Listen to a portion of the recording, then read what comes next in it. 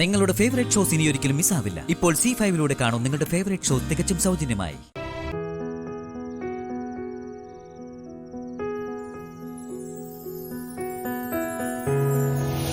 നിന്റെയും മഹിയുടെയും വിവാഹം അടുത്ത മുഹൂർത്തത്തിൽ തന്നെ ഞാൻ നടത്തും. ഈ ഒരു വാക്ക് മതി ആന്റി എനിക്ക്. ആന്റി എനിക്ക് എന്നെക്കാളും വിശ്വാസമാ. ഗംഗയുടെ വിവാഹം കൂടി നടന്നാ നമുക്ക് പിന്നെ ഒന്നും പേടിക്കാനില്ല.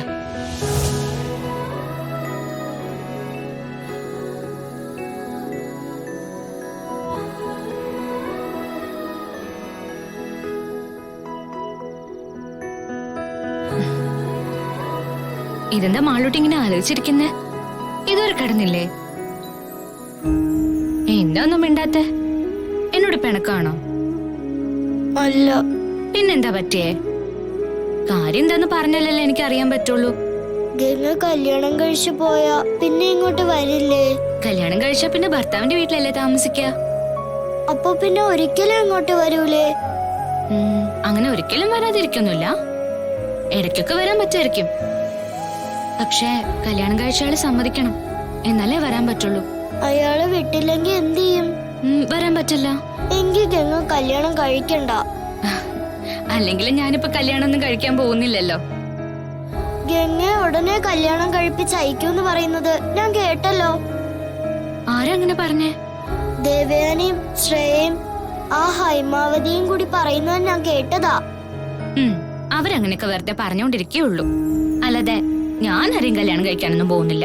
ഗംഗയുടെ മുത്തശ്ശി പറഞ്ഞു എന്നാ അവര് പറയുന്നത്.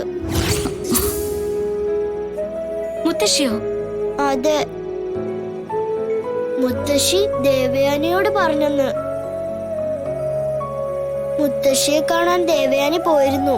എന്നിട്ട് ഉടനെ അവര് ഗംഗയുടെ കല്യാണം നടത്താൻ പ്ലാൻ ചെയ്യുന്നുണ്ട്. ഗംഗ കല്യാണം കഴിക്കണ്ട, എന്റെ അടുത്തൊന്ന് പോവണ്ട. ഗംഗ പോയ എന്നെയും കൊണ്ടുപോണം. ഞാൻ ഇങ്ങോട്ടും പോയില്ല മാളു.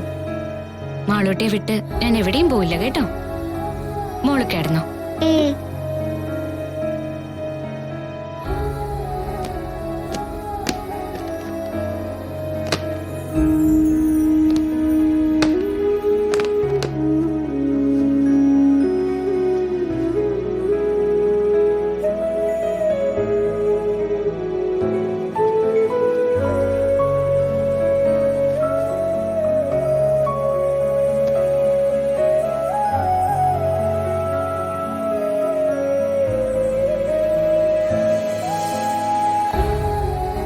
പോവില്ലല്ലോ അല്ലേ?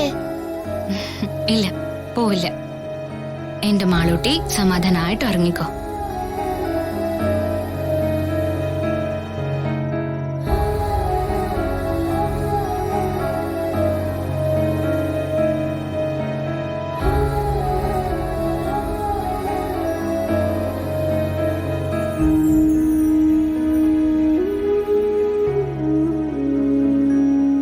എനിക്ക് നീ ഒരു വാക്ക് തരണം.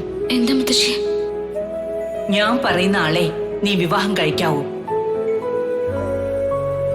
എന്റെ ശ്രീ മഹേശ്വരനാണ് സത്യം. മുത്തശ്ശി പറയുന്ന ആളെ മാത്രമേ ഞാൻ വിവാഹം കഴിക്കൂ.